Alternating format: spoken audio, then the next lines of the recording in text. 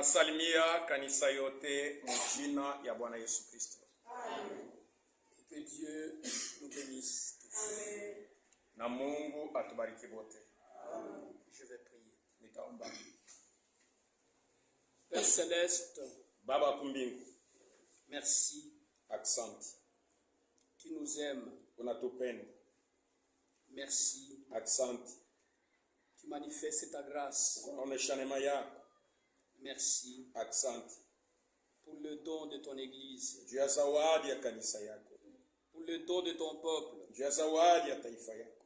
Pour le don de tes serviteurs. Juu ya zawadi ya watumishi yako. Merci. Asante. Viens au milieu de nous. Uya kati yetu. Nous sommes assemblés au nom de Jésus-Christ. Tunakusanyika mjina Yesu Kristo. Parle à nos cœurs. Sema na mioyo yetu. Parle à nos âmes. Sema na manafsi yetu. Parle à nos vies. Sema na maisha yetu. Ta parole est une puissance. Neno lako ni uwezo. Pour sauver. Juu ya kuokoa. Pour guérir. Juu ya kutunza. Pour délivrer. Juu ya kukombola. Pour transformer. Juu ya kugeuza. Accorde qu'il en soit ainsi. Ikupendeze ikuwe vile. Bénis ton peuple. Bariki taifa yako. Bénis le berger. Bariki mchungaji. Unis l'église. Unganisha kanisa. Pour la gloire de ton royaume. Juu ya utukufu ya ufalme Et la wako. préparation de ton épouse. Uitayarisha kwa bibi harusi. Au nom de Jésus-Christ. Mjina Yesu Kristo. Amen. Amen. Nous allons nous lever. Tashimama. Nous prenons premier roi. Tunabeba wafalme wa kwanza. Chapitre 18. Sura ya 18. Nous lisons le verset 17 Tunasoma mstari wa 17 jusqu'au verset 21. mpaka na mstari wa 21. Premier roi, chapitre 18. Wafalme wa kwanza 18 Verset 17. mstari wa 17. À peine Akab aperçut-il Élie qu'il lui dit: Pale tu Akabu aliona Elia akamwambia hivi: Est-ce toi qui jettes le trouble en Israël? Basi ni wewe unakuwa unaleta mvuruko Israeli? Élie répondit: Elia akamjibu: Je ne trouble point Israël. Mimi sivuruke Israeli. C'est toi au contraire la maison de ton père. Ni wewe kinyume na nyumba ya baba yako. Puisque vous avez abandonné les commandements de l'Éternel Kwa maana mlikatala amri ya milele et que tu es allé après les Baals, na unaenda nyuma ya Baali. fais maintenant rassembler tout Israël auprès de moi, Basi kusanyisha Israeli yote kando kando yangu à la montagne du Carmel, mlima wa Karmelio, et aussi les 450 prophètes de Baal, na 450 ya manabii ya Baali, et les 400 prophètes d'Astarté, na 400 ya manabii ya Astarte, qui mangent à la table de Jézabel. bale benye banakuwa nakula kumeza ya Jezabeli. Akab envoya des messagers vers tous les enfants d'Israël. Basi Akabu akatuma bajumbe batoto yote ya Israeli, Et il rassembla les prophètes à la montagne du Carmel. na akakusanisha manabii wote kumlima wa Karmeli. Alors Élie s'approcha de tout le peuple et dit: Basi Elia akakaribia watu wote na kuambia hivi: Jusqu'à quand mpaka na wakati kani clocherez-vous de deux côtés? mtakuwa na tanka pande zote mbili? Si l'Éternel est Dieu, Kama wa milele basi ni Mungu, allez après lui. muende nyuma ya wa milele. Si c'est Baal, Kama bashi ni Baali, allez après lui. muende mumwabudu Baali. Le peuple ne lui répondit rien. Taifa haikumjibu kitu. Que Dieu nous bénisse. Mungu atubariki. Pour la parole. Juu ya neno. Asseyons-nous. Tikana. Notre sujet: Kishina yetu ya mahubiri. 3 catégories de gens. Makunji 3 ya watu.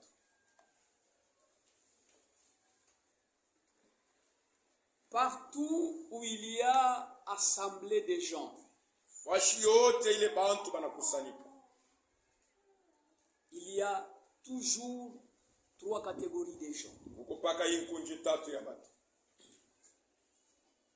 Ici aussi, Hapa pia nous sommes assemblés. tunakusanyika. Il y a aussi 3 catégories de gens. peko ile nkunji tatu ya batu. Dans tous les âges, Mubizazi byote,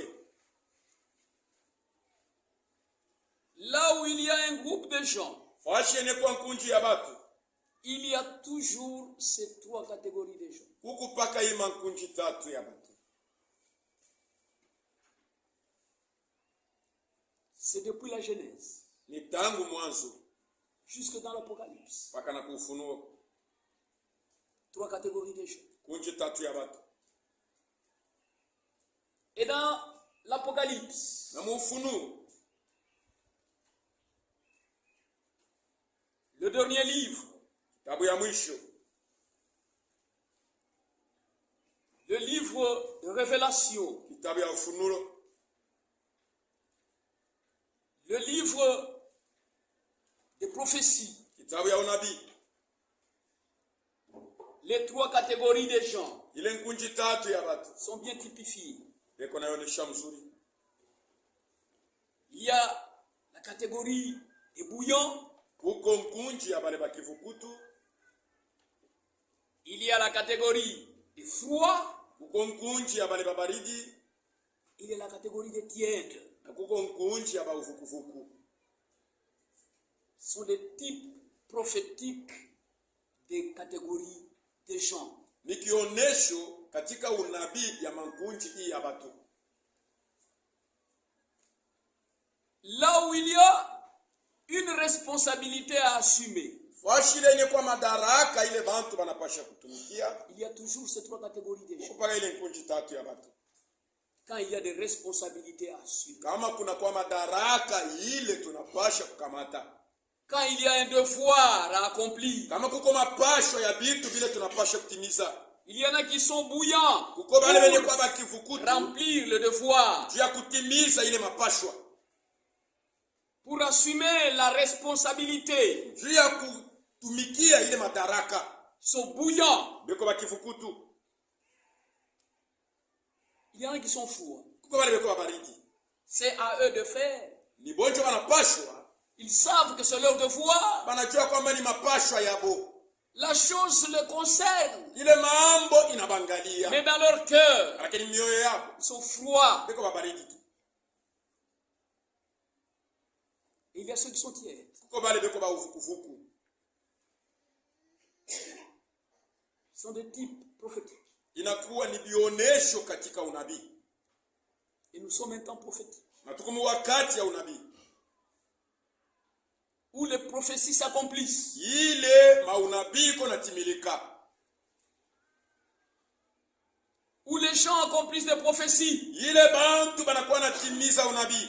Ici où nous sommes, Huku twiko, chacun accomplit des prophéties. kila muntu yuko natimiza unabii fulani. Même notre assemblée ici, Hata mkusanyiko yetu hii c'est un accomplissement de prophéties. ni kutimilika kwa unabii. Ça a été annoncé. Kwa sababu alitangaza mbele. Là où deux ou trois seront assemblés au nom de Jésus-Christ, Fashi yote bawili wala tatu batakusanyika mu jina la Yesu Kristo. Jésus-Christ sera au milieu d'eux. Yesu Kristo atakuwa kati yabo. Quand Jésus le disait, Sababu Yesu alikuwa anasema, quand Jésus le disait, wakati Yesu alikuwa anasema, les gens ne s'assemblaient pas au nom de Jésus. watu walikuwa wanakusanyika mu jina la Yesu. Mais maintenant c'est manifeste. Sasa hapa inakuwa ni wazi kwa mtu yote. Nous devons nous examiner. Tunapaswa kuchunguza. C'est pourquoi nous sommes dans la maison de Dieu. Ndio kwa maana tuko nyumba ya Mungu. La maison où le jugement de Dieu commence. Nyumba ya Mungu mule hukumu ya Mungu iko naanziamo. La maison de Dieu où la parole de Dieu c'est le miroir. Nyumba ya Mungu mule neno ya Mungu inakuwa ni kio. La maison de Dieu qui est une maison de correction. Nyumba ya Mungu yenye kwa nyumba ya kunyolosha watoto ya Mungu. C'est pourquoi nous venons. Ndio kwa maana tuko nakuya. Même si nous avons des défauts. Hata kama tuko na makosa, Même si nous avons échoué. hata kama tulikosa kutimiza kitu Même si nous fulani, sommes incapables. hata kama tuweze, Mais dans la maison de Dieu, lakini nyumba ya Mungu, la puissance de Dieu, uwezo ya Mungu, par sa kwa parole, neno yake, par son esprit, kwa roho yake, il peut nous transformer. anaweza kutugeuza.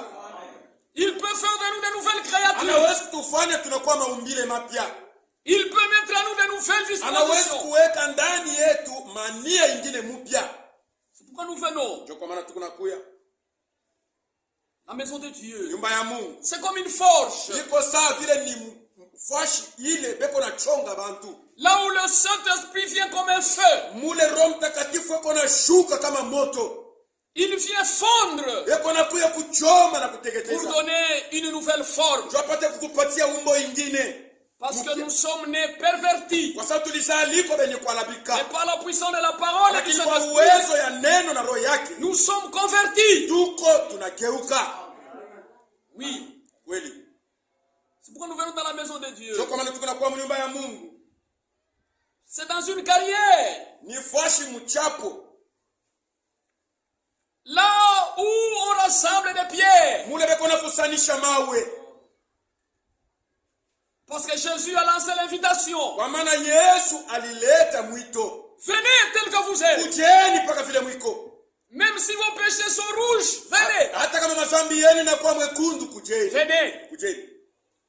Même si vous n'avez rien, venez. Hata kama muna kitu kujeni paka vile. Même si vous ne pouvez pas, venez. Hata kama muwezi kitu kujeni. Même si vous n'avez rien, venez. Hata kama muna kitu kujeni. Même si vous avez animé, venez. Hata kama mulialabisha yote C'est kujeni. dans une carrière. Ni mchapo. Là où le Saint-Esprit vient tailler. Mule Roho Mtakatifu kuna kuya kuchonga na kukata. Pour vous donner maintenant la place qui vous convient. Akupatie fashi ile na kustahili. Pour édifier la maison de Dieu. Apate kujenga kanisa ya Mungu. Parce que Dieu ne construit pas avec des briques. Kwa sababu Mungu ajenge na matafari. Les briques ont toutes la même forme. Matafari yote iko na umbo ya namna moja. Mais Dieu bâtit avec des pierres. Lakini Mungu ako anajenga na mawe. Il prend des gens qui n'ont pas de forme. Anabeba bantu bashokuwa na umbo. Mais par sa parole, Lakini kwa neno par yake, le paix de son kwa esprit mpanga wa et le roho feu de yake, son esprit, na moto il ya roho yake, transforme ces gens sans eko forme. anageuza wale bantu anapatia umbo Et ils bashokuwa na deviennent umbo. semblables à lui. Na banamfanana yeye. C'est pourquoi nous venons. Ndio kwa maana tukuna kuya. Si toi tu ne viens pas, Kama wewe ukuye, c'est toi-même qui t'abîmes. ni wewe mwenyewe uko unajikosea. Tu t'abîmes. Uko unajalabisha. Lisons. Tusome 2 Corinthiens, Wakorintho wa pili, chapitre 3, sura ya 3, verset 17. mstari wa 17. Or, le Seigneur, c'est l'Esprit. Japo Bwana ni roho. Et là où est l'Esprit du Seigneur, Nafasi ni kwa roho ya Bwana. là est la liberté. Pale peko huru. Parce qu'on vient tel qu'on est. Kwa sababu tunakuwa vile tiko. Des âges différents. Babisasi vya kwa chana. Âgés de différents âges. Babi pimo vya kwa chana. Miaka ya kwa chana. Mais ici, Hapa le Saint-Esprit vient nous visiter. Roho Mtakatifu kuna kwa kututembelea. Nous tous, Shibote qui le visage découvert, benye kuwa na uso wazi. contemplons comme dans ce miroir Tuko naangalia kama vile mkio. la gloire du Seigneur. Utukufu ya Bwana. Nous sommes transformés à la même image. Tuko na geuza paka kuile picha moja De moja. gloire en gloire. Ya utukufu kwa utukufu. Comme par le Seigneur, Sawa vile kwa Bwana. l'Esprit. C'est pourquoi nous venons à l'église. Njoo kwa maana tuko na kwa mkanisa. Pour être corrigés. Njoo bapate kutunyorosha. Et notre correction, c'est pour être transformés. Na kutunyorosha kwetu ni njoo tupate kugeuka. Pour que nous soyons semblables à son image. Na ili tufanane na picha yake. Afin que nous puissions constituer maintenant sa maison. Sasa tupate kujenga nyumba yake. C'est pourquoi ne te décourage pas. Njoo kwa maana ushilekee. Même si tu es tombé. Hata kama ulianguka. Reviens. Rudia tena. Relève-toi. Lamuka. Sa main n'est pas courte. Mkono yake haiko mfupi. Il va s'étendre sur toi. Itanyoloka juu yako. Voilà pourquoi nous devons venir pour nous examiner. Njoo kwa maana tunapaswa kwa tupate kujichunguza. Et voir maintenant nous sommes dans quelle catégorie. Na kuona tuko mkunjikani. Si tu es tiède, Kama kuwa monte pour aller dans ceux qui sont bouillants. sasa tambuka wende ngambo ya bale benye kwa bakifukutu. Tu connais ton cœur. Unajua moyo wako? Tu te connais. Unajijua. Si tu es froid, Kama kuwa baridi, que tu puisses monter à être bouillant. upande tena wende mkunji ya benye kwa bakifukutu. Parce que ces catégories sont là. Kwa sababu imankunji yote iko hapo. C'est dans la prophétie. Ni muunabii. Et ces trois catégories, Na imankunji tatu ce n'est pas quelque chose de nouveau. haina kitu mpya. Ce n'est pas seulement ce temps de la fin. Haina paka mwi wakati ya mwisho. Parce qu'au temps de la fin, il n'y a rien de nouveau. Kwa sababu wakati ya mwisho hakuna kitu kipya. Au temps de la fin, Wakati wa mwisho il n'y a que les choses d'autrefois qui reviennent. ni mpaka vile vitu vya zamani ndio vikunarudia tu.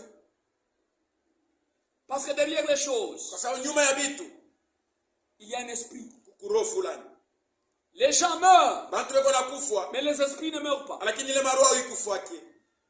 Les esprits déménagent. Maroho yikunatoka fashi naenda fashi nyingine. Ils quittent telle personne, ils entrent dans les autres. Inatoka ndani ya mtu fulani na ingia mtu mwingine. C'est pourquoi l'Écriture nous dit dans Ecclésiaste, Sio kwa maana andiko inatuambia Mhubiri chapitre 3, sura ya 3. il dit ceci, Anatuambia hivi. verset 14-15. Sura ya J'ai reconnu que tout ce que Dieu fait Ninatambua kwamba yote yeye Mungu yuko nafanya durera toujours. itabakia milele. C'est pourquoi nous restons sur la parole. Ndio kwa maana tunabakia pa neno. Il y a 3 catégories de gens. Kwa makundi tatu ya C'est watu. Dieu qui a déjà établi les choses comme ça. Mungu alifanya vikuwe vile.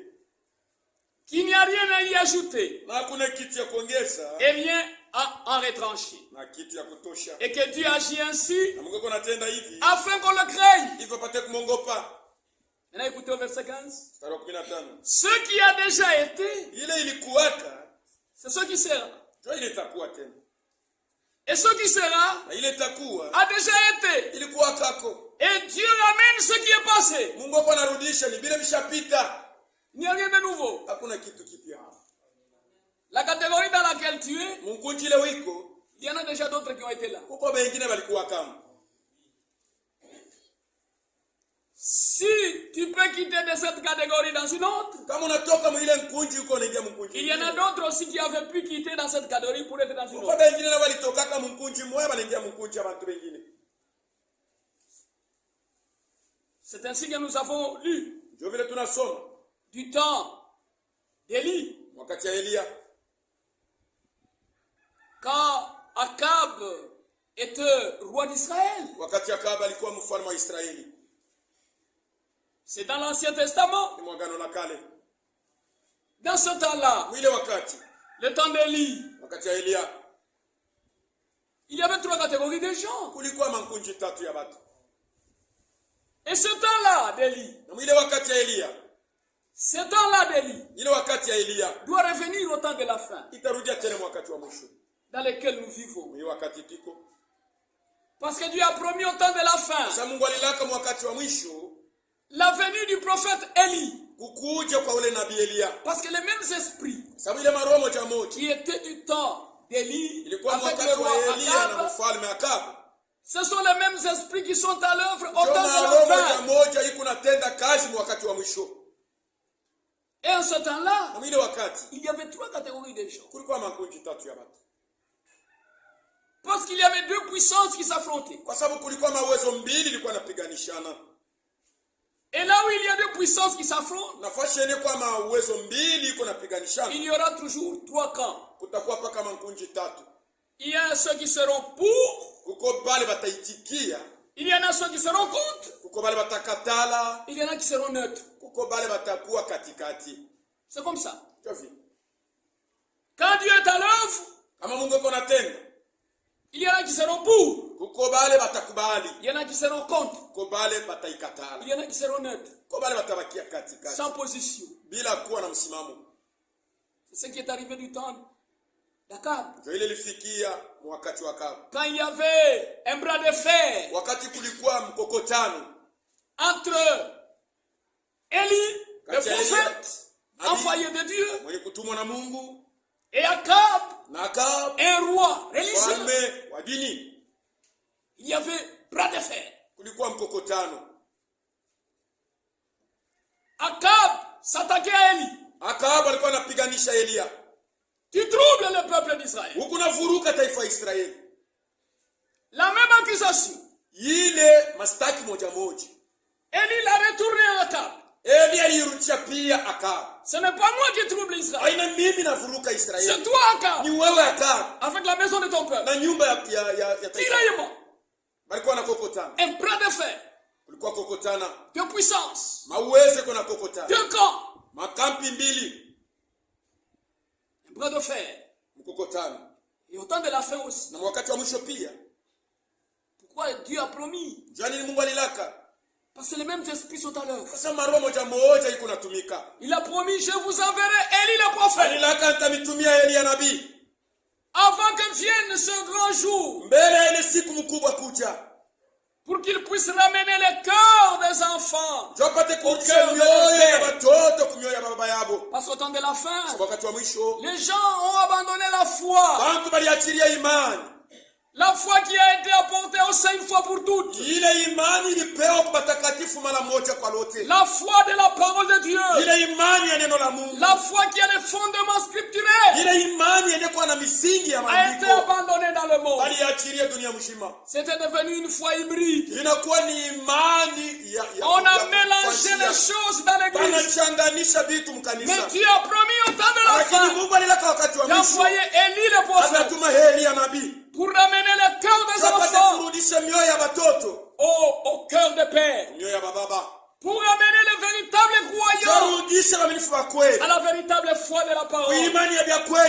Dieu a promis le prophète Élie pour rétablir les choses, afin que les choses soient au clair. On puisse voir toutes les catégories. Celui-ci c'est un croyant. Celui-ci c'est un incrédule. Celui-ci il est semi-croyant. C'est par le message du prophète Élie qu'au temps de la fin, les choses sont mises au clair. Parce qu'au temps du soir, le temps de retour, il y avait 3 catégories de gens. La première catégorie du temps d'Élie, c'est Akab. Avec ses prophètes. Et le groupe qui suivait, qui disait Akab, tu as raison. Nous suivons ça. Mais ils avaient abandonné la parole. Ils ne suivaient plus la parole. Ils étaient influencés par ce grand homme. Au temps de la fin aussi, beaucoup de gens sont seulement influencés. Ils ne savent pas. Ils n'ont pas de fondement de ce qu'ils croient. Frère, tu dois avoir un fondement de ce que tu crois. Et Dieu a envoyé Élie, un prophète, avec un message pour les ramener à la foi, pour les ramener au fondement, au Dieu d'Abraham, d'Isaac et de Jacob.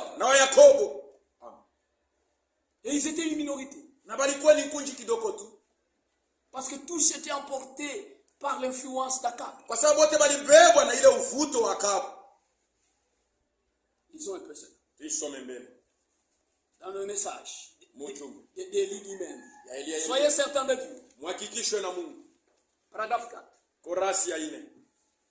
Akab régnait en Israël. Il fut le plus méchant de tous les rois d'Israël. Aucun roi n'avait été aussi méchant qu'Akab. Il avait pourtant été enseigné. Et il savait ce qu'il devait faire. Mais il continua néanmoins à déplaire à Dieu dans toutes ses actions.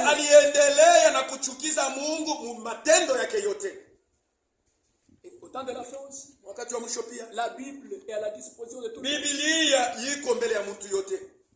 La volonté de Dieu est donnée à tout le monde. Le message est publié partout. Dieu ne parle pas en secret.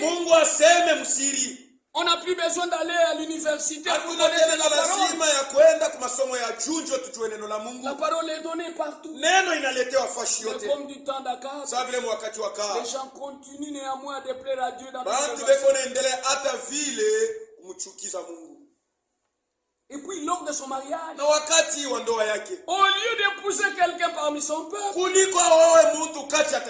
il alla épouser une pécheresse. Lui qui savait ce qu'il devait faire. Il connaissait la volonté de Dieu. Et jamais un croyant ne devrait épouser un incroyant. Kamwe mwaminifu hawezi kuoa mtu asiyokuamini. En aucun cas. Hata mnamna moja. Est-ce que les croyants ne se marient pas avec des gens qui ne croient pas? Bashi baminifu hawezi kuoana na watu basiokuamini. C'est ce qu'ils sont en train de faire. Ndio ile kuna fanya. Mais on ne devrait pas le faire. Hatukupashi kuifanya. Si on le fait, Kama unaifanya, c'est le même esprit qu'Akab. ni roho moja sawa ile ilikuwa juu ya Akabu. Il n'y a rien de nouveau. Hakuna kitu kipya. On devrait toujours se marier entre croyants. Tulipasha malete kuoana kati ya baminifu. Mais Akab Lakini Akabu avait fait cette chose mauvaise. alifanya kitu kibaya. Et tant de gens commettent cette même erreur encore aujourd'hui. Na bantu mingi beko natenda ile kosa moja leo tena.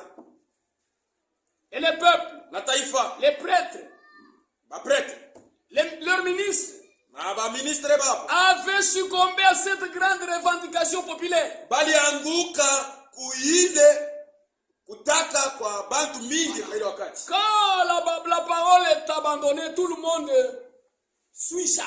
Wakati banachiria neno kila mtu anaifuataka. C'est ce qui est arrivé du temps d'Akab. Jo ile ilifika wakati. Mais Dieu suscitait Élie Mungu aliamsha Elia avec un message na ujumbe pour les ramener, jo apate kubarudisha, pour les réveiller, jo apate pour kubalamusha, leur ouvrir les yeux. afungule macho. Et c'était une minorité. Ilikuwa ni kundi ya bantu kidogo tu. Il n'y avait que 7000 Kulikuwa bantu maelfu 7 seulement. Parmi les millions qui étaient en Israël, kati ya maelfu na maelfu il n'y avait que 7000 kulikuwa tu maelfu 7 qui avaient cru au message d'Élie. ndio iliamini ujumbe ya Elia. Tu penses que Tumbwe va croire ce message, tout Tumbwe va croire ce message? Wewe unawazia ke tumbo yote itamini ujumbe? Non. Hapana. Tout Tumbwe ne va pas croire. Tumbo yote haitamini. Parce que du temps d'Élie, Sababu wakati wa Elia, avec le roi Akab, mfalme Akabu, il n'y avait que 7000 kulikuwa qui bantu avaient embrassé le message d'Élie. ndio balipokea na kuamini ile ujumbe ya Elia. C'est rien. Ni bantu kidogo sana. C'est pourquoi Jésus a dit, Ndio kwa maana Yesu alisema, petit troupeau, kunji kidogo, ne crains point. usiogope. Vous pouvez être petit, Unaweza kuwa kidogo, mais avec un Dieu grand. lakini mbele kwa na Mungu mkubwa. Vous pouvez être faible, Unaweza kuwa dhaifu, mais avec un Dieu fort. lakini na Mungu wa Vous nguvu. pouvez être pauvre, Unaweza kuwa maskini, mais avec un Dieu riche. na Mungu mtajiri. Parce que tout est entre les mains de Sasa Dieu. vyote viko mikono ya Mungu. Croyez seulement, Aminini tu, et tout sera possible. na yote itawezekana. C'est pourquoi ne regardez pas au nom. Ndio kwa maana mshangalie mwingi mwiko. Regardez à votre catégorie. Muangalie mwile nkunji Vous mnakuwa. êtes dans quel camp? Huko mkunji kani? Croyez au message. Amini ujumbe. Croyez la parole. Amini neno. Vous aurez la victoire. Utapata ushindi. Vous allez réussir. Utaweza. Croyez en ces prophètes. Amini manabii yake. Vous réussirez. Utaweza.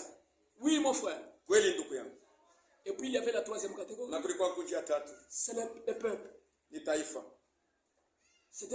Ils étaient des clochards. Balikuwa bakutanka. C'est la pire des catégories. Ni nkunji mbaya sana. Des gens ballotants. Ya bantu beko na tanka.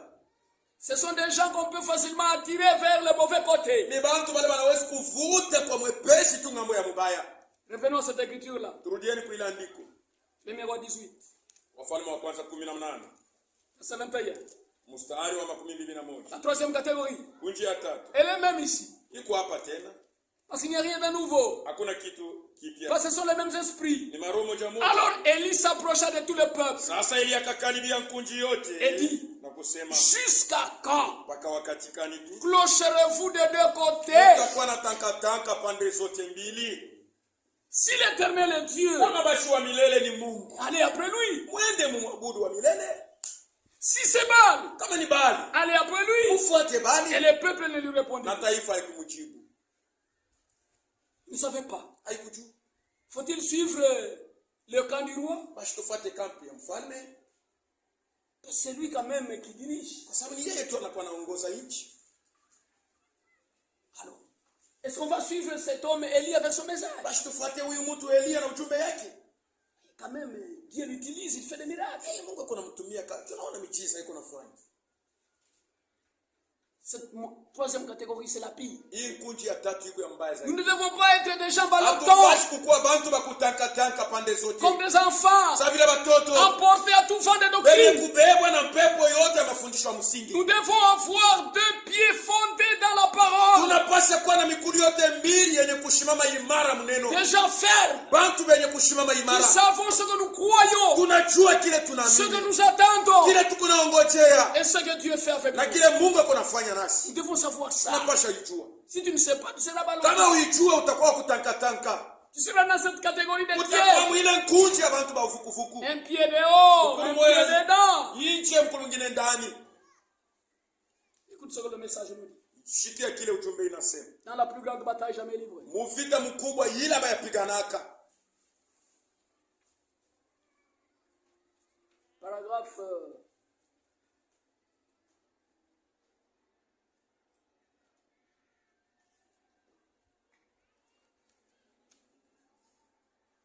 paragraphe 50. Kurasi yake ya 50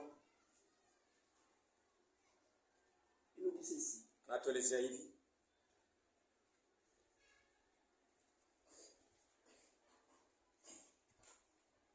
Paragraphe 49. Kurasi ya 49. Alors je pensais, Sasa nilikuwa nawaza c'est Frère Branham, ni ndugu quand Branham il a regardé dans le ciel, wakati aliangalia il a kumbingu vu les étoiles, anaona manyota, chaque étoile dans sa position. kila nyota ilikuwa mwali yake. Mais quand il regarde le peuple de Dieu, Wakati anaangalia taifa ya Mungu, mais il y en a qui ne gardent pas leur kwa position. bala bachunge ile msimamo yabo, Ça mène le désordre, iko naleta fujo, ça mène la confusion. iko naleta mvurugo. Gardez votre position. Chunga ile hali yako uko nayo. Je pensais, si cette grande armée céleste, Nilikuwa nawazia kwamba kama hii jeshi mkubwa ya comme ça, yenye kwa vile doit rester à sa place, inapaswa kubakia Pour que kila tu kitu sois en kwa fashi ordre. yake, ndio yote vipate kwa musawa. qu'en est-il du désordre de l'armée céleste? Basi itakuwa jeje ya mvuruko ya hii jeshi hapa duniani. Quand l'un n'est pas en ordre, Kama moja ashina musawa, comme toute la chose se retrouve de travers. sawa vile vitu vyote vinaenda pembeni. Le programme entier de Dieu est bouleversé quand un seul membre n'est pas en ordre. Mapo yote ya Mungu inavurukwa wakati memba moja tu ana musawa. Nous devions nous efforcer constamment de maintenir l'ordre de l'esprit. Tunapaswa kujikaza kila wakati tuchunge ile usawa ya roho. Nous devons rester dans les lignes Tunapaswa dont kubakia le message nous instruit. mumipaka ile ujumbe inakuwa Que natufundisha. la femme garde sa position. Mke achunge fashi yake. Que l'homme garde sa position. Mwanaume achunge fashi yake. Paragraphe 55. Kurasi ya 55. Comme le dit la Bible, Sababu Biblia inasema des astres errants. manyota inakuwa na tanka. Nous ne voulons pas être des astres errants. Atupende tukwe manyota ile kunaenda huku na kule. Nous demander si ceci est juste. Kujiuliza kama ile tunaamini ni uzuri, Nous demander si cela est juste. kama ile iko sawa, Nous demander si la chose va arriver. kama ile kitu Nous itafika, demander comment la chose pourrait se faire. tutauliza itafanyika namna Il ne gani. faut pas se demander. Hapana kuuliza. Si c'est la parole de Dieu, Kama ni neno ya Mungu, croyez. wewe amini tu. C'est la vérité. Ni ukweli. Cela est juste. Ile ni haki. Cela est correct. Ile ni ya unyofu. Si la chose est écrite, Kama kitu inaandikiwa, croyez. wewe amini. Attachez-vous à ça. Udikobeke mpaka Même kile si tu kitu. ne comprends pas, Hata kama ne uelewe, te pose pas de questions. ulize. Sinon l'ennemi va te donner des raisonnements. Kama iko vile adui atakupatia mafikiri mingi Et pa ile quand tu mambo. commences à raisonner, Na wakati unaanza tu kufikiri, vas être errant, utakuwa ballottant. kutanka sasa. Et c'est juste de payer la dîme.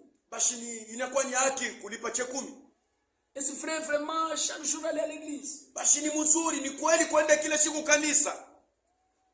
Et c'est vrai, vraiment, se marier seulement dans notre foi. Basi ni mzuri kuoa mke paka muimani yetu. Dès que tu commences à te poser ce genre de questions sur la parole, Wakati unaanza ile maulizo ile namna vile pa c'est Biblia, déjà l'ennemi qui est derrière toi. ni adui amekwisha kuwa nyuma yako. C'est comme ça qu'il a commencé dans le jardin Ndio d'Éden. vile alianza mshamba la Edeni. Est-ce que Dieu a réellement dit, Basi Mungu alisema kweli kweli, vous ne mangerez pas? hautakula. Est-ce que vraiment si vous mangez, vous allez mourir? Basi kama unakula utakufa kweli? Donc ne te pose pas de questions sur la parole. Usiulize maulizo ya vile Si kwa neno la cela Mungu. est écrit, Kama imekwisha si andikiwa, cela est témoigné dans le message, kama mnaishuhudia si mujumbe, cela est donné par le berger, kama mchungaji anaileta, attachez-vous à ça. wewe fungana na ile kitu. Dieu te bénira. Mungu atakubariki. Et tu verras sa bénédiction. na utaona baraka yake. Ne soyons pas des astres errants. Tushikwe manyota ya kutankatanka. Restez là comme ces astres du ciel. Tubakieni kama vile manyota ya kumbingu. Comme un vrai soldat à son poste. Sa vile askari wa kweli kwa fashi Tenez-vous yake. là avec foi. Simama ile fashi yako na imani yote. Et quand Jésus est venu, Na wakati Yesu alikuja, il y avait encore un bras de fer. kulikuwa tena kokotana kwingine, vita. Et il y a eu 3 catégories de gens. Kulikuwa ile makunji tatu ya watu. Quand le Seigneur Jésus est venu pour la première fois, Wakati Bwana Yesu alikuwa njoo mara ya kwanza, vous allez me signaler. Je ne sais pas l'ivoire. mishi huwezi kuona kule mbele. Quand Jésus est venu, lui-même, Wakati Yesu alikuja yeye mwenyewe, c'est toujours 3 catégories de gens. ilikuwa paka ile makunji Il y avait un tatu. bras de fer. Kulikuwa vita. Il a trouvé les religieux Alikuta bajini. qui prêchaient la parole, Balikuwa nahubiri neno. qui prêchaient les Écritures. Balikuwa nahubiri maandiko. Jésus est arrivé. Yesu alifika. Il prêchait la parole. Balikuwa nahubiri neno. Non, non, Jésus prêchait la parole. Yesu alikuwa nahubiri neno. Parce qu'il était la parole. Kwa sababu alikuwa neno. Il restait dans les Écritures. Alibakia mu maandiko. Mais malgré ça, Hata vile il y a eu un bras de fer kulikuwa vita. qui a produit 3 catégories de gens. Ilitoa bantu makunji tatu. Il y a la catégorie qui aimait Jésus, Kuko mkunji ile lipenda Yesu. qui ont cru en Jésus. Bale balimwamini Yesu. Voilà les prophètes, Sasa manabii, les sauveurs, Mokozi, les seigneurs. Bwana. Ce groupe-là cherchait à s'attacher à Jésus Ile mkunji ilikuwa nataka ilifunge na Yesu. et qui ont suivi Jésus. Na balifuata Yesu. Mais il y a un autre groupe Kuko mkunji ingine qui ne l'aimait pas, ila haikumupenda. bien qu'il faisait des miracles, Hata vile alikuwa anafanya miujiza. bien qu'il prêchait avec autorité, Hata vile alikuwa anahubiri na uwezo yote. bien qu'il délivrait les captifs, Hata vile alikuwa anafungura wafungwa. bien qu'il chassait les démons. Hata vile alikuwa anafukuza mapepo Mais il y chafu. avait la catégorie des religieux Lakini ile kunji ya bantu ya qui dini ne l'aimait pas, haikumupenda. le haïssait. Ilikuwa anamchukia. Et ce groupe-là ne voulait pas que les gens aillent auprès de Jésus. Na ile kunji haikuwa anataka bantu wamkaribie Yesu. Ce groupe-là qui s'opposait à Jésus, Il cherchait est à éloigner les gens de Jésus. Ilikuwa nakombanisha Yesu, ilikuwa natafuta namna yote ya kupeleka bantu mbali na Yesu. Bras de fer. Vita. Ces religieux-là disaient de Jésus, il est le prince des démons. Badini bale walikuwa wanasema Yesu ni mkubwa wa mademo. Jésus aussi le regarde et dit, votre père à vous, c'est le diable. Na Yesu anabangalia anasema baba yenu nini? Ni shetani. Bras de fer. Mabishano, makokotano. Comme dit Tandaka. Sabi wakati aka. Les religieux regardent Jésus. Bantu ya dini manangalia Yesu. Tu es un fou. Wewe uko wa mashimu. Tu es un samaritain. Wewe uko msamaria. Tu as des démons. Uko na mapepo mchafu. Jésus le regarde. Yesu anabangalia Il anasema. leur dit, Anabambia. des aveugles Bantu vipofu. qui conduisent des aveugles. Weko naongoza vipofu Vous allez wengine. tous tomber dans le puits. Wote wataanguka mshimu. Tiraillement. Makokotano. Bras de fer. Mabishano. Comme dit Tandaka. Sabi wakati aka. Jésus n'a-t-il pas dit Yesu akusema qu'il n'est pas venu donner la paix, mais donner la division? hakukuwa kuleta salama, lakini anakuwa kuleta mpanga. Parce que là où Dieu agit, Samfashi ile Mungu kona il tena. y aura toujours 3 catégories. Kutakuwa paka ile makunji tatu. Là où il y a une responsabilité à assumer, Pale penye kwa madaraka ya mtu kutimiza. là où il y a quelque chose de précieux, Pale penye kwa kitu ya il y damani. aura toujours 3 positions. Kutakuwa paka ile mahali tatu. Il y aura toujours 3 opinions. Kutakuwa paka mawazo tatu ya Il y watu. aura toujours 3 esprits. Kutakuwa paka ile maroho tatu. Mais chacun Lakini kila mmoja doit s'examiner. anapaswa kujichunguza. Ne restez pas dans la mauvaise catégorie. Ushibakie mwile nkunji ya bantu babaya. Ne suivez pas la mauvaise opinion. Usifuate ile mawazo ya mubaya. Ne vous mettez pas dans une mauvaise position. Ushibakie muile hali ya mubaya. C'est pourquoi gardez la parole. Jo kama nachunga neno, Elle vous mènera au but. itakupeleka ukifukuzio. Mais il y avait un 3e groupe Kulikuwa nkunji ya tatu. qui n'avait que des questions. Yo ilikuwa paka na maulizo. Mais finalement, c'est Jésus. Sasa mwisho ya yote huyu Yesu. Mais qui est-il? Eko nani basi? Pourquoi est-ce que les chefs ne l'acceptent pas? Juu ya nini abakubwa bayicha bamwitikie? Pourquoi il n'y a que les pauvres qui le suivent? Juu ya nini mpaka babashikini tu njo banakuwa namfuata? 3e catégorie. Ile nkunji ya tatu. Ils ne savaient quelle position prendre. abakujua tutabeba mpango kani. Au temps de la fin aussi. Wakati ya mwisho pia, Le temps d'Élie. wakati wa Elia, C'est un temps de bras de fer. ilikuwa ni wakati ya vita kubwa shie. Maintenant, Hapa sasa frère, nous vivons un temps de kiraï. tuko wakati wa vita, Parce qu'il y a deux systèmes opposés. kwa sababu kuna kuwa matengenezo mbili iko napigana. Voilà. Il y a le système de la parole Kwa matengenezo ya neno et il y a le système na dénominationnel. matengenezo ya dini. On ne peut pas s'entendre, Hatuwezi kusikilizana bien que nous avons la même parole. hata vile wote tuko na neno moja, Même dans le message, nous hata muujumbe wenyewe. ne pouvons pas vraiment nous être ensemble. Hatuwezi kukua fashi moja, Jamais. hapana. Même dans le message, Hata muujumbe il y a toujours trois catégories. de kuko gens. paka ile makundi tatu ya watu, Parce qu'il y a deux systèmes. kwa sababu kuna kwa matengenezo mbili, Et les deux systèmes na ile matengenezo mbili produisent trois esprits. iko natoa maro tatu. Il y a l'esprit de la foi, Kuko roho ya imani, il y a l'esprit de l'incrédulité, kuko roho ya et kutokuamini, il y a l'esprit de doute. kuko roho ya kushakia neno. Voilà. Il y a ceux qui croient, Kuko wale wanaamini, ils disent c'est juste, wanasema ni kweli, c'est vrai, ni kweli, et ils aiment le message. na wanapenda ujumbe, Ils s'attachent au message. wanajifunga kwa ujumbe. Il y en a d'autres qui disent non, Wengine wanasema hapana, ils exagèrent. banapitisha. Ce n'est pas comme ça. Haina vile, Ils ne sont pas des Américains. hatuna wako Amerika.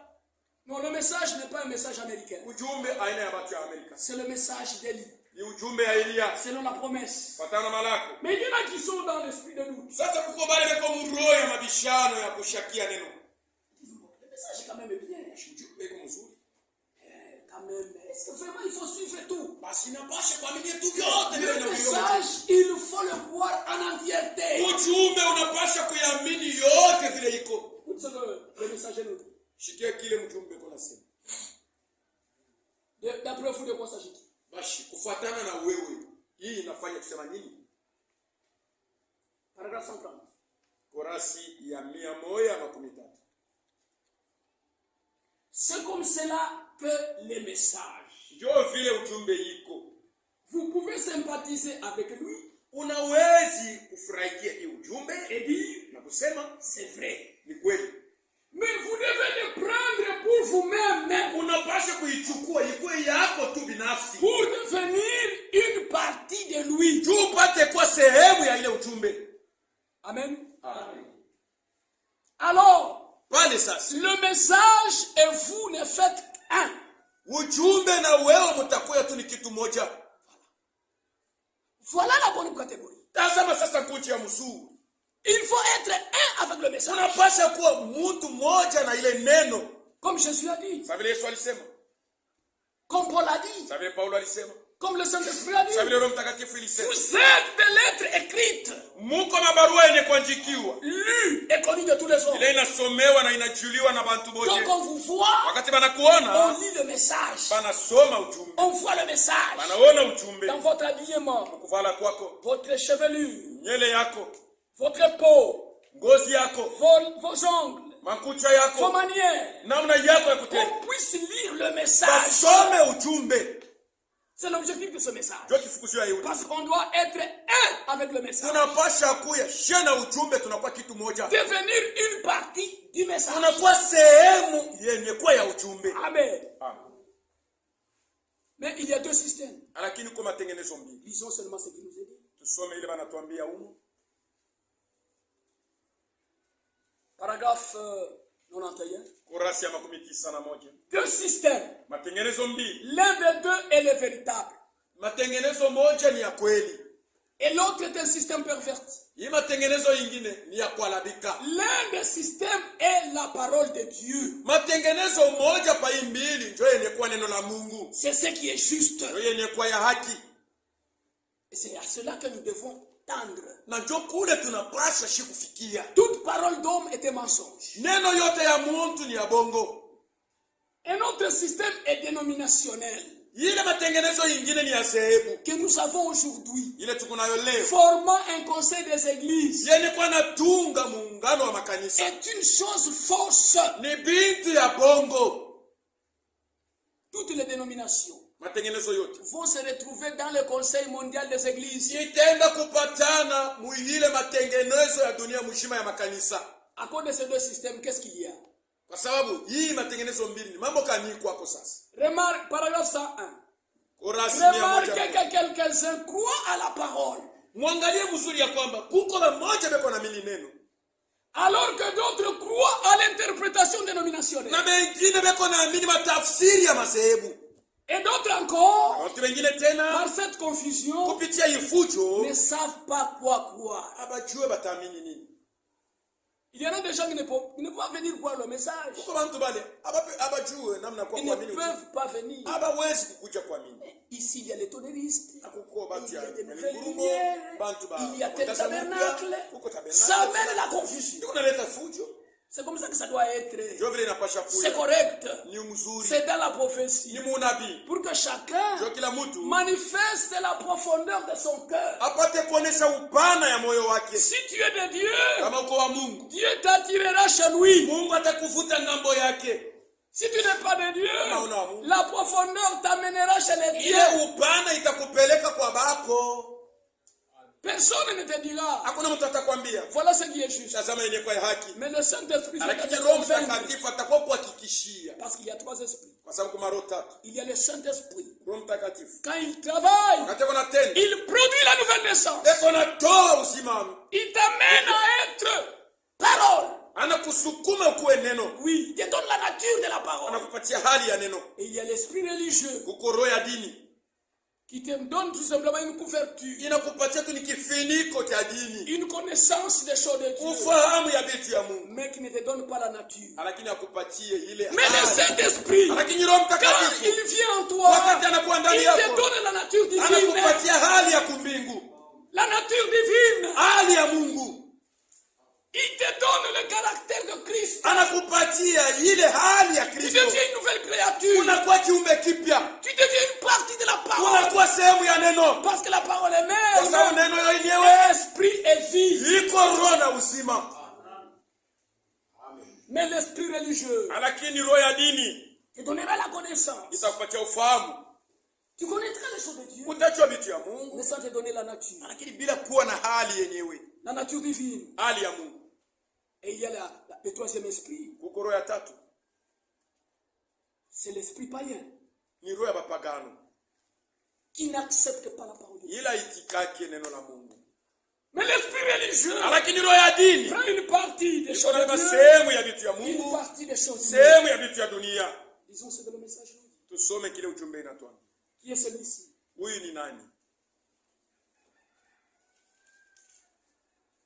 Paragraphe 33.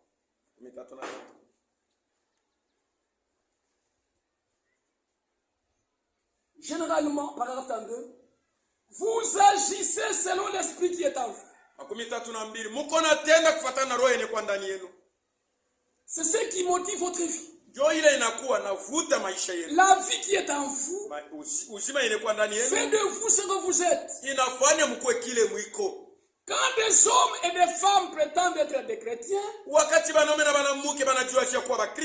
cependant veulent être comme le monde,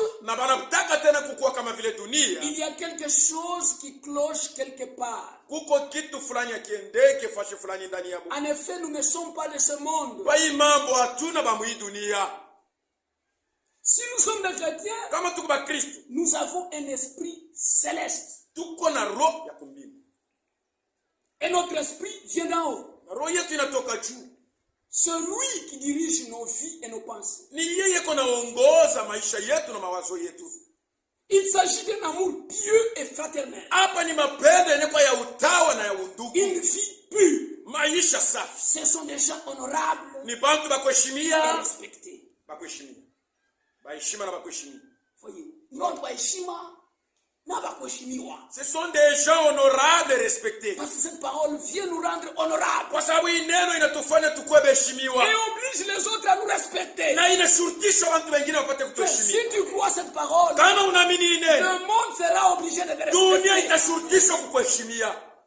S'il t'haït, il va te haïr sans cause. Oui. 3 catégories de gens. Kunji tatu ya batu. C'est pourquoi même dans l'église, Yo kwa maana hata mkanisa. il y a 3 catégories de croyants. Uko kunji tatu ya baaminifu. Même si tu es là, Hata kama uko hapa. examine ton cœur. Uchunguze moyo wako. Parce qu'il y a les véritables croyants Kwa baaminifu wa kweli. qui obéissent à toute la Beko parole, natii neno lote la Mungu. qui mettent en pratique la parole. Beko natumikia neno. Il y a la deuxième catégorie dans Kunji l'église. ya pili mkanisa. Ce sont des incroyants. Ni basho kwa mini. Ils sont là, Beko hapa tu. mais ils ne croient pas. Abamini. Comment savoir qu'ils ne croient pas? Ni namna gani ya kuchasa abamini? Ils n'obéissent pas. Abatii neno. Ils ne la mettent pas en pratique. Abaitumikie. Et la troisième catégorie, Na kunji ya tatu. ce sont des semi-croyants. Bali ni baaminifu ba Ils vipande. sont là. Beko hapa. Il y a une partie de la parole qu'ils acceptent. Kuko sehemu moja ya neno beko Il y a naitikia. une partie de la parole qu'ils n'acceptent pas. Sehemu ingine ya neno banaikatala. Ils ont des excuses pour certaines paroles. Banakuwa beko naomba usama. Banakatala kuamini neno ingine. C'est toujours une mauvaise catégorie. Ni kunji tu ya mbaya. Il faut être un véritable croyant. Unapaswa kuwa mwaminifu wa kweli. Acceptez. Unaitika. Obéissez. Unatii. Mettez en pratique. Unatumikia neno. Oui. Kweli. Dans l'église. Kanisa. Vous savez que l'église est un champ. Unajua kwamba kanisa ni shamba. Et chacun, son cœur, Na kila mtu moyo wake c'est le sol. ni bulongo, ni shamba. Et la parole de Dieu, Neno la Mungu c'est la semence. ni mbeko. Et Dieu Na Mungu veut semer sa semence parole dans le cœur. anapenda kupanda ile mbeko yake neno mumoyo. Mais il y a 3 types de sol. Lakini kuna kuwa mabulongo yenye kwa ya mahali tatu. Donc 3 types de cœur. Mioyo tatu ya kuachana. Que chacun s'examine. Kila mtu achunguze moyo wake. C'est ça que Jésus a dit. Ndio kile Yesu anasema. Tu ne peux pas te tromper. Hawezi kudanganyika. Tu te connais. Unajua mzuri vile. Tu connais ton cœur. Unajua moyo wako. 3 types de sol. Kuko mabulongo yenye kwa na mahali tatu. 3 types de cœur. Mioyo tatu ya kuachana tofauti. Il y a ces sols-là, Ile bulongo, ce cœur-là. ile moyo, Quand la semence parole tombe, wakati mbeko iliyokuwa neno inanguka mwile c'est bulongo vraiment moyo, un bon sol. ni bulongo mzuri. La semence parole pousse, Ile mbeko neno iko inatoka, inaota, croisse inakomala et produit des fruits multipliés. na inatoa matunda mengi. Le bon sol, Bulongo mzuri, le bon cœur, moyo mzuri, le véritable croyant. aminifu wa kweli. La parole trouve sa place. Neno iko napata fashi ndani ya ile moyo. La parole est bien nourrie. Neno inalishwa mzuri. Germe, Inachipuka, croit inakomala, et produit des fruits. inatoa matunda. Fruits dignes de la repentance. Matunda yenye kustahili toba.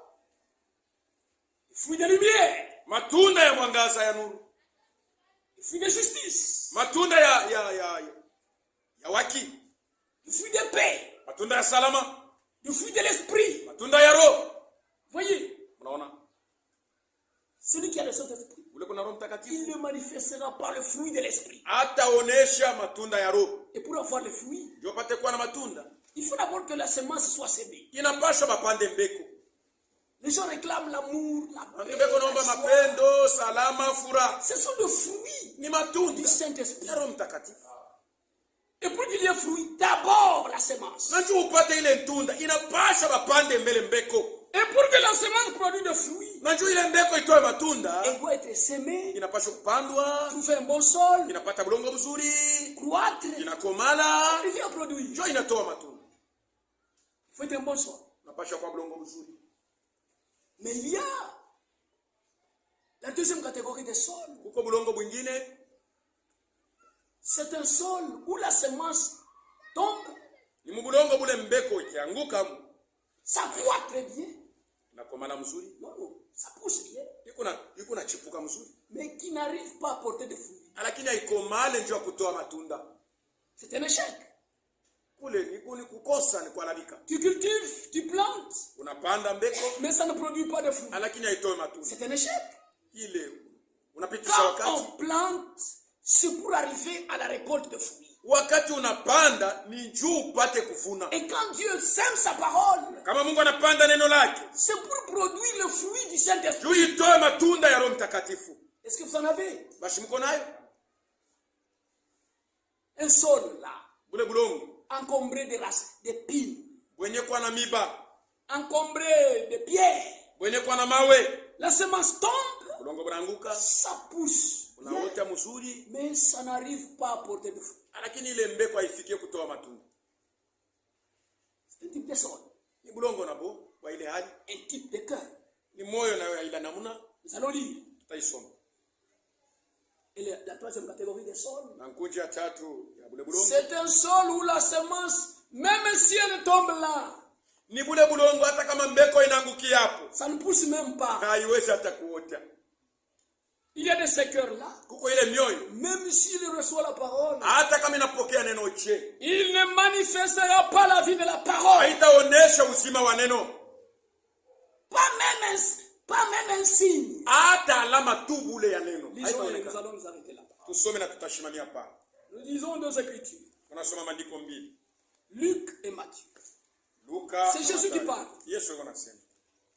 Luc 13. Luka Nous 15. devons nous examiner. Tunapasha lichunguza.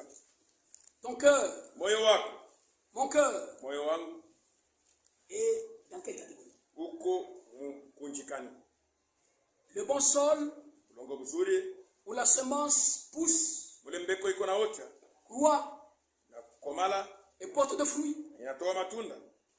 Ou un sol encombré, Au ni bulongo bule unakuwa bwenye kuzunguka na miba. Na mawe. la semence qui tombe, Mbeko inaangukiamo, ça pousse bien, inaota mzuri, mais qui ne porte pas de fruits. lakini haitoi matunda. Qui ne manifeste pas vraiment la finalité, l'objectif de la parole. Ile mbeko haioneshe mwisho yenye kifukuzio ya neno. Ou bien un sol où rien ne pousse. Au ni bulongo bule hakuna kitu kiko na ota. Luc 8 Luka 8 et Matthieu 13, na Mathayo 13 verset 11. mstari wa 11. Voici ce que signifie cette parabole. Tazama kile hii hadithi kunaonesha. La semence, Mbeko c'est la parole de Dieu. ni neno la Mungu. Ceux qui sont le long du chemin, Ule kona panda kando non, kando non, ya non, njia. non, non, ceux qui sont le long du chemin, Bale beko kando kando ya njia. ce sont ceux qui entendent. Bale beko nashikia, Puis le diable vient kisha shetani anakuya. et enlève de leur cœur la parole, Anakuya kutosha mioyo yabo ile neno de malisikia. peur qu'ils ne croient et ne soient sauvés. Na hivi bashipate kuamini na kuokolewa. Voilà, il y a des gens qui ont entendu, Kuko bantu balishikia, mais ils ne croient pas. lakini habaamini. Et si tu ne crois Na pas, kama tu waamini, ne seras pas sauvé, hautaokolewa, tu ne seras pas transformé, hautabadilika, tu ne seras pas converti, hautageuka, tu ne vas pas devenir une nouvelle créature, hautakuwa kiumbe kipya, et tu ne vas pas entrer dans le royaume de Dieu. hautaingia mfalme wa Mungu. Ce sont ceux Ni bale dont le sol bale bulongo est comparé mnafanana à un chemin na njia. où n'importe quoi passe, Mule kitu yote kiko napita piétine, na kanyanga écrase. kina zaza. C'est un mauvais sol. Ni bulongo mbaya. Mais si tu veux t'humilier, Kama unapenda kujinyenyekeza, Dieu peut mettre un enclos autour de ton cœur. Mungu anaweza kuweka ukuta kando kando ya moyo wako. Il va te donner des interdits Atakupatia vitu bishila bila uwezo kufanya. pour que plus rien ne vienne passer dans ton cœur. Kusema kitu kibaya kishipitie tena moyo wako. Pour que le cœur soit vraiment un champ réservé à la semence de Dieu. Juu moyo ipate kuwa shamba yenye kuchungia tu mpaka mbeko ya Mungu. Pour que rien ne passe plus dans ton cœur. Kitu kingine kishipitie Mungu. Rentrons dans Matthieu 13. Nous allons toujours lire en parallèle pour terminer. 13 tutasoma tu njo tuko nasoma huko na huko njo kumaliza. Matthieu 13, Mathayo 13 verset 19. Commençons dans le 18. mstari wa 19. Vous donc écoutez ce que signifie la parole du chemin. Basi nini msikie hii hadithi ya mpandaji? Lorsqu'un homme écoute la parole du royaume Wakati mtu anashikia neno ya et ufalme ne la comprend pas, na shielewe, le malin vient ujanje kona et kuya enlève ce qui a été semé dans son cœur. anatosha ile ilipandiwa ndani ya moyo wake. Cet homme Ule mtu est celui qui a reçu la semence le long du chemin. ni ule alipokea mbeko kando kando ya barabara. Donc ça ne pousse même pas. Haiwezi kuota. Ça ne va même pas manifester la vie. haitaonesha uzima. La mauvaise catégorie. Ile mkunji mbaya. Allons dans la deuxième catégorie. Mkunji ya pili. Matthieu 13. Mathayo 13. Verset 20. Alama 12. Celui qui a reçu la semence dans les endroits pierreux, c'est celui qui entend la parole et la reçoit aussitôt avec joie. Mais il n'a pas de racine en lui-même. Il manque de persistance. Parce qu'il se pose des questions sur la parole. Poser des questions pour savoir. Pas pour douter. Quand on pose des questions, posez-les parce que vous cherchez à savoir. Ne posez pas des questions pour manifester votre doute. Il manque de persistance.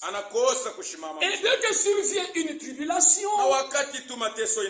ou une persécution à cause de la parole, il y trouve une occasion de chute.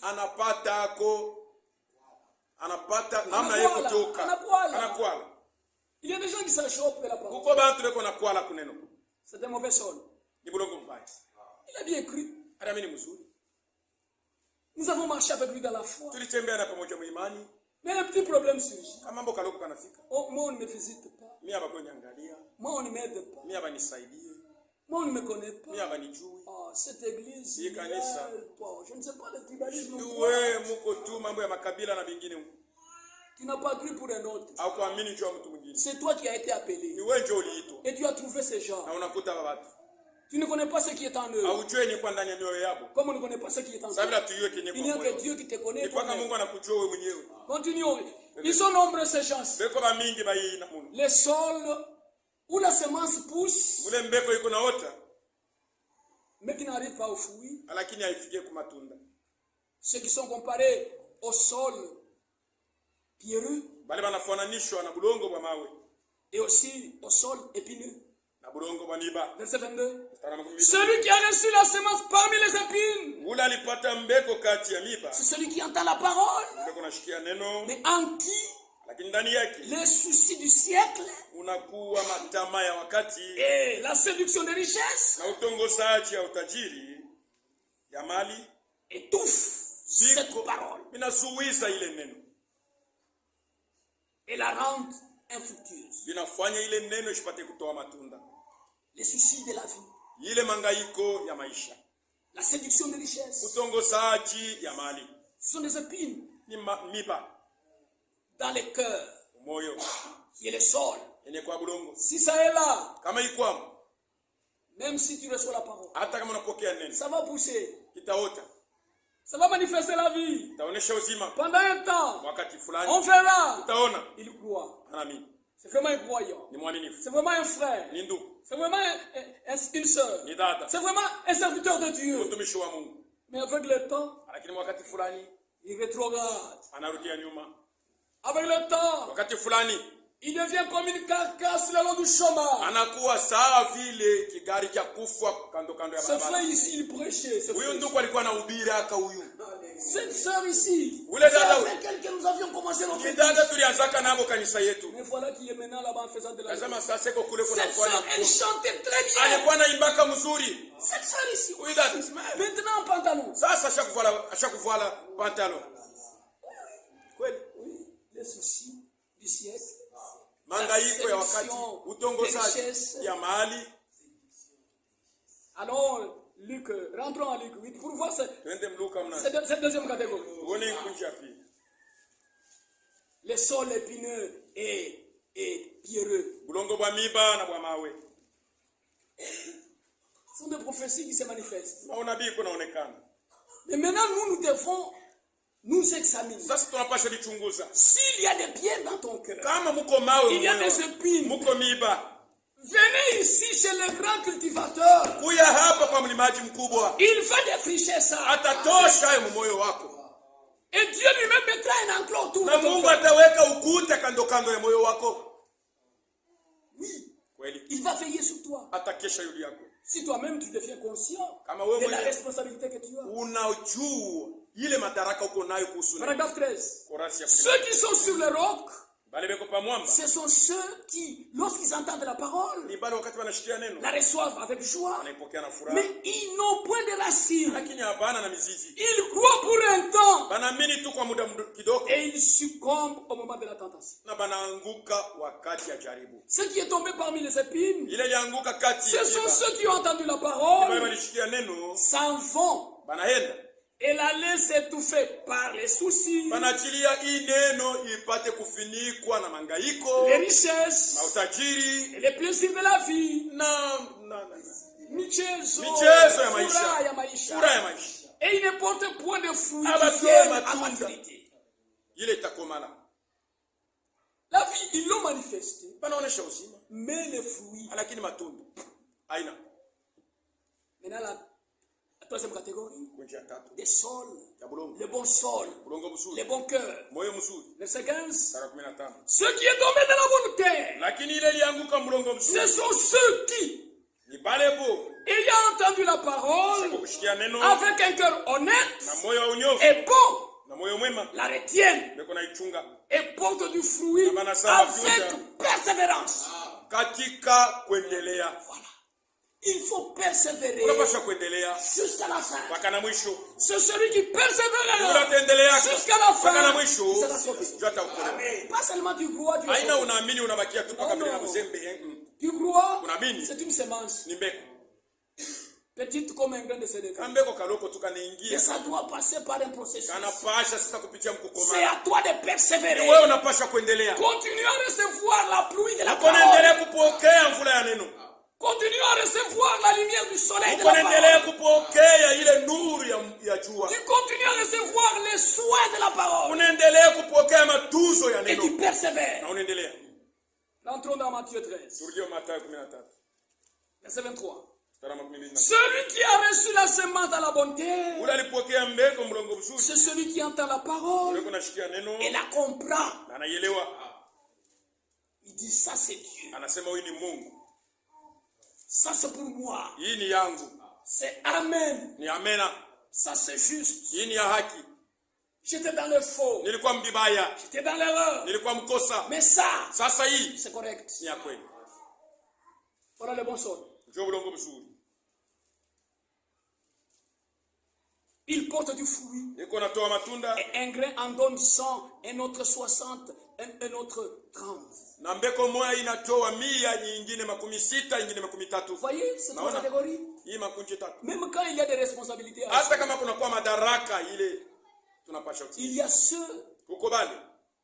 qui disent oui, Mbeko nasema ndio, je vais faire. nitafanya. C'est possible. Ni inawezekana. Et ils sont disposés à le faire. Beko tayari kuifanya. Ils mettent leur cœur. Beko natumia moyo wako. Et bouillon. Bene kwa bakifukutu. Il y en a d'autres. Kwa bengine C'est à eux de faire. ni moja wanapaswa ifanye. Mais Lakini ils disent non. wanasema hapana. C'est impossible. Haiwezekani. Je ne peux pas faire. Siwezi kuifanya. Nous ne pouvons pas construire une grande église. Hatuwezi kujenga kanisa ya Oh, mnene. c'est impossible. On Haiwezekani. n'a pas d'argent. Hatuna Nous sommes nafasi. dans la crise. Tuko Mettre des ciments, des carreaux, kuweka des sima, rideaux, karo, des marido, vitres. makalashi. Mais c'est impossible. Haiwezekana, Où haiwezekani. est-ce qu'on va trouver là? Utapata franga wapi? Ne regardez pas l'argent. Usiangalie franga. Regardez au Dieu de la Angalia parole. kwa Mungu wa neno lake. Croyez d'abord. Amini mbele. Tout sera possible. Yote vitawezekana. Oui. Kweli. Qui avait pensé que vous arriviez à ça? Ni nani aliwaza kwamba tutafikia huko? Qui avait pensé que vous serez même sur l'internet? Ni nani alijua ya kwamba batakuwa na miona kwa internet? Des choses auxquelles vous n'y pensiez. Ile vitu amko na wazia. Ça vous est arrivé. Ndio vile vinafika. Mais si vous pensez dans le positif, Kama mnawazia mpaka tu kusema tutaendelea. mais vous allez progresser. Mtaendelea mbele. Oui. Kweli. Et puis il y a la troisième catégorie. Na kuonja tatu. Est-ce que frère, nous allons faire? Ndio tutafanya. Je ne sais pas. Sijui. Alléluia. Bon, c'est comme possible. Iko saa vile tutafanya, Mais c'est quand même possible. lakini iko nguvu. Amen. Il y a toujours ces trois catégories. Huko paka ile kunji tatu. Vas-tu réussir? Utaweza? Moi, je ne sais pas. Nisijui. Je vais voir. Hein? Utaangalia. Peut-être. Lakini mara nyingine Mais C'est la mauvaise catégorie. Ile ni kucha mbaya sana. Ne sois pas comme ça. Usikue vile. Amen. Ne doute pas. Usishakie. Ne va pas de gauche à droite. Usiende kushoto na kuume. Même si tu ne crois pas. Hata kama waamini. Dis seulement. Sema tu. Comme cet homme a dit à Jésus. Sababu yule mtu anambia Yesu. Viens au secours de mon incrédulité. Kuja unisaidie kutokuamini kwangu. Viens me secourir. Huyo nisaidie. Et Dieu te secourira. Na Mungu atakusaidia. Il est un secours qui ne manque jamais. Yeko ni msaada ila iko. Regardez, terminons avec David. Tunamaliza na Daudi. Il y avait une grande responsabilité. Alikuwa na madaraka mkubwa. Il y a fait. Kulikuwa madaraka mkubwa. Israël et les Philistins devaient se battre. Na bantu ya Bafilistin balipaswa kupigana. Mais il y a eu un événement là-bas Kulikuwa mambo qui fulani. est venu tester le Inakuwa peuple mpima. de Dieu Taifa ya Mungu. pour que chacun manifeste en quelque Kila catégorie. mtu aoneshe kwa mkunjikani. Dieu amène des tests. Mungu analetaka vipimo. Comme nous sommes ici, personne ne saura c'est dans quelle Huyo catégorie. kwa mkunjikani. Mais donc, Dieu amène des tests. Mungu yuko analeta kipimo. Goliath sort des rangs. Goliath anatoka mbele. Il dit, allez vous tous les Israélites, Wewe wote watoto wa nous Israeli. allons changer le système de combat. Tutageuza namna ya kupigana. N'allons plus nous battre tous ensemble. Hatutapigana bote Nous kwa serons kundi. seulement deux à nous battre. Tutachakula tu bantu bawili wanapaswa kupigana. Choisissez un qui va vous représenter Uchakule mmoja ule atanishimamia. pour venir se battre avec moi. Akuye kupigana na mimi. Et moi, Na mimi je représente mon peuple de Philistins. nitashimamia taifa yangu ya Bafilistini. Tout Israël était là. Israeli yote ilikuwa pale kunatetemeka. Quelle responsabilité? Madaraka kali. Quelle charge? Ni mzito kali. Le roi ne savait quoi faire. Mfalme akujua atafanya nini. Tout Israël ne savait quoi faire. Israeli yote haikujua itafanya nini. Finalement, David arrive. Mwisho yote Daudi anafika. Il arrive au camp. Anafika mkampi. Il trouve les soldats rangés en bataille. Anakuta baskari bashakushimama kule. Il commence à demander des nouvelles. Anaanza kuuliza sasa mpoje. Juste en ce moment-là, Kama ile wakati Goliath sort des rangs. Goliath anatoka tena mbele ya Il commence Bafilisti. à insulter Israël. Anaanza kutukana Israeli. David est là. Daudi anaangalia. Comment les gens les laissent comme ça? Ni namna kali watu wanamwacha huyu yuko na kutukana Elle est hivi. circoncis. Mtu ashokutailiwa. Où est leur foi? Imani yako iko wapi? Nous avons un grand Dieu. Kuna Mungu mkubwa. Le Dieu de Dieu. Mungu wa Mungu. Nous sommes son peuple sur Sisi terre. taifa yake pa dunia. Comment il les laisse? Ni namna kali banaacha huyu ashokutailiwa yuko natukana bantu hivi. Il devient déjà conscient. Ye anakamata madaraka yake sasa. Il connaît déjà sa position. Anajua mshimamo Il yake. connaît dans quel camp il est. Anajua kwa mkampikani.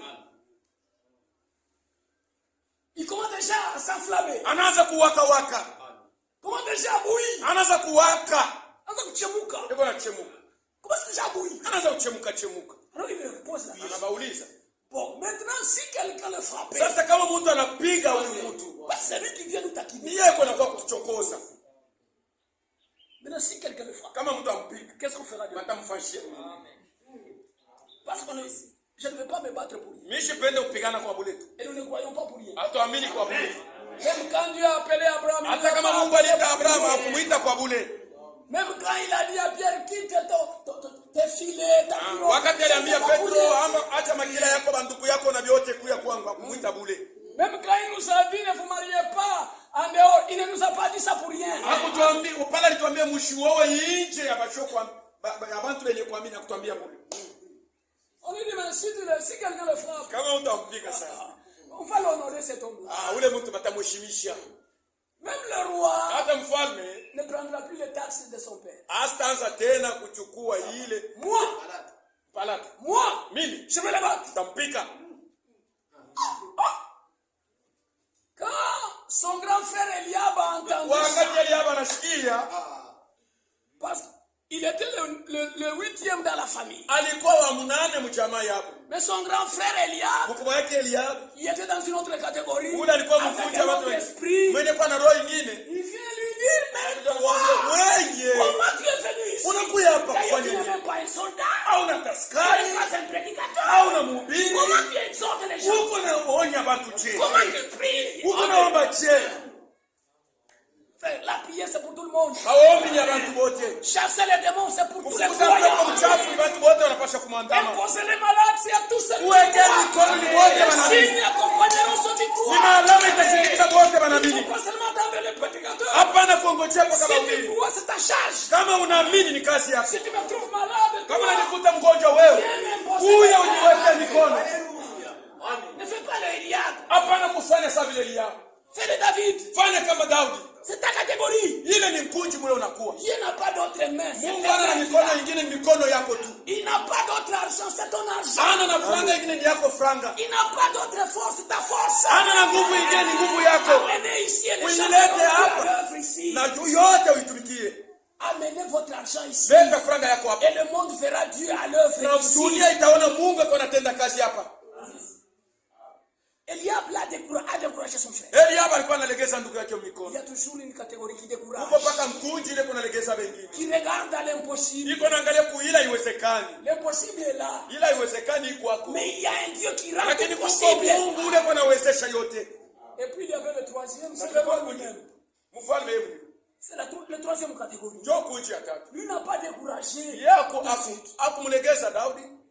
Lui a regardé David. Anaangalia Daudi. Il commence à l'admirer. Anaanza kumshangaa. Il regarde l'ennemi. Anaangalia bantu. Il regarde l'ennemi. Anaangalia adui. Il commence à l'effronter. Anaanza kumtapa.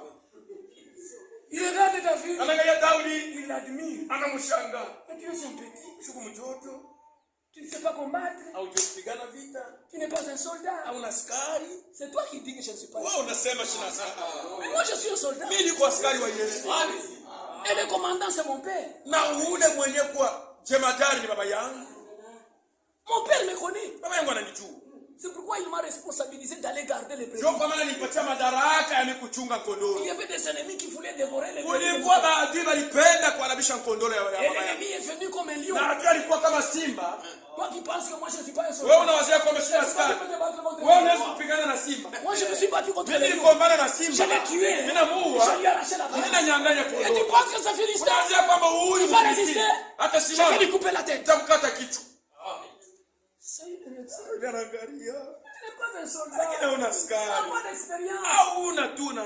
Tu n'as que... Tu me donnes seulement une expérience. Unanipatia tu onjo moya bure. Non, ce n'est pas seulement contre les lions. Haina paka simba. Il y avait aussi l'ours qui est venu. Kulikuwa tena dubu ule nilipigana naye. Mais je l'ai tué. Nilimuua. Qui est plus fort? Nani yuko na nguvu? L'ours, le lion ou ce Philistin? Dubu, simba au Mfilistini? J'étais à une autre école, moi. Mimi nilikuwa kwa masomo ingine. Et mon père sait ça. Baba yangu anajua. Pourquoi il n'a pas amené mon grand frère? Sio ninakutuma mkubwa yangu ya.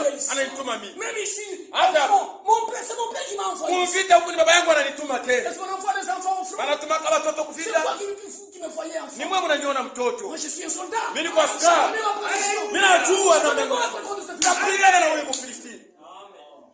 Bon, ça va, non, je vais t'aider. Mzuri nitakusaidia. Porte un peu mes armes. Vala mbele hii masila yangu. Ce sont tes armes à toi. Ni masila C'est yako toi qui wewe. te fais combattre. Wewe ndio unapaswa kupigana Tu naye. suis la responsabilité. Unakimbia madaraka yako.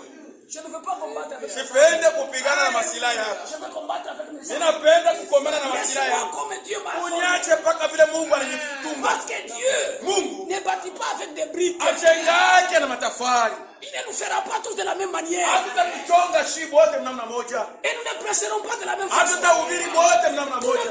Nous ne prierons pas de la même façon. Hatutaomba bote mnamna Nous moja. n'aurons pas la même richesse. Hatutakuwa na utajiri ya namna Chacun moja. aura sa richesse de sa Kila façon. mtu atakuwa na utajiri yake mnamna yake. Moi, je n'ai pas de véhicule. Mimi sina na gari. Mais mon frère a les Ndugu véhicules. yangu yuko na gari. Mais quand j'arrive à Lubumbashi, Wakati mnafika Lubumbashi, c'est lui qui doit me prendre comme ni yeye anapasha c'est moi le kunibeba. patron. Sasa vile mimi ndio patron wake. Je m'assois là-bas. Mimi nakala kule. C'est son véhicule. Ni gari yake. Il paye les carburants. Anauza carburant Et lui-même conduit. na yeye ndiye anaanza kuniongoza. Amen. Voyez. Naona? Maintenant, qui est riche là? Ni nani yakutosha? Pour moi, je ne me plains pas. Mimi mwenyewe sishangaike. Quand tu arrives chez moi, Wakati tunafika kwangu, ma maison c'est en paille. nyumba yangu ni ya nyashi. Mais quand j'arrive ici, Wakati tunafika huko, on me fait entrer dans des maisons wananipisha manyumba de ya luxe. malata ya Et mzuri. je dors là-bas. Na mimi nalala mle. Voilà notre Ni Dieu. Mungu wetu. Pourquoi? Tu as dit, C'est un Dieu de variété. ni Mungu wa kuachana, wa mambo ya kuachana. N'imite pas. Usimufukulie. Garde ta position. Chunga hali C'est yako. dans cette position-là Ni mwile hali. que Dieu va t'élever. Ndio Mungu atakuinua. Comme David. Sawa Daudi. Arrêtez-nous là-bas parce que je Tulia n'ai pas pale. le temps. Mimi napitisha sana. Que Dieu vous bénisse. Mungu ambariki. Voyez comment David a fait. Unaona vile Daudi alifanya? Il connaissait sa position. Alijua msimamo Dans yake. quelle catégorie il est? Alikuwa mkunjika. C'est pourquoi nous venons dans la Ndio kwa maana tunakuwa nyumba ya Mungu. Parce que le message de Sababu l'homme, ujumbe ya wakati c'est un collier. inakuwa ni dawa ya macho. pour que nous puissions nous voir d'abord nous-mêmes. Jo tupate kujiona mbele shibe nyewe. Pas seulement voir l'autre. Ana kuona mwingine. Pas voir celui dehors. Ana kuona bainchi. D'abord moi. Najiangalia mimi mwenyewe. Qui suis-je? Niko nani? Où suis-je? Niko wapi? Quel esprit m'anime? Ni roho gani inanitawala? Quel esprit me conduit? Ni roho gani iko inaniongoza? Quand il y a à faire, est-ce que je suis bouillant? Kama kuko mambo ya kufanya juu ya sauti ya Mungu, basi niko nawaka moto. Depuis que je reçu la parole, Tangu mie kupokea est-ce neno, que je persiste? basi niko naendelea hii neno. Quand on me regarde, Wakati wananiangalia, est-ce qu'on peut lire le message par ma vie? wanaweza kusoma ujumbe kwa maisha yangu? Frère, Ndugu, les autres ne vont pas croire. wengine bataamini. Ce sont des inspecteurs. Ni bantu bakutuangalia tu. Ce qu'ils disent, Vile baba nasema, ça doit nous servir, nous tirer les oreilles. vinapaswa kutusaidia, vinakokota mashikio tunyoroke. Moi, un croyant, tu fais. Wewe mwaminifu unafanya hivi. Est-ce que dans votre église, c'est comme ça qu'on Basi fait? mkanisa yenu ndio wananifundisha. Quand tu entends ça, Wakati unashikia vile, c'est un rappel à l'ordre. ni ukumbusho urudie musawa. Que tu rentres dans ta catégorie. Urudie mwile nkunji yenu. Tu n'es pas n'importe qui. Au na izuru naye. 3 catégories de gens. Makunje tatu ya baba. Alléluia. Regardez. Angalia. Quand Jésus était ressuscité, Wakati Yesu alifufuka, il y avait 3 catégories de gens. kulikuwa makunji tatu. Il y avait les disciples Kuko wanafunzi qui étaient convaincus wale walihakikishwa que Jésus est ressuscité. ya kwamba Yesu anafufuliwa. Il est vivant. Niko hai.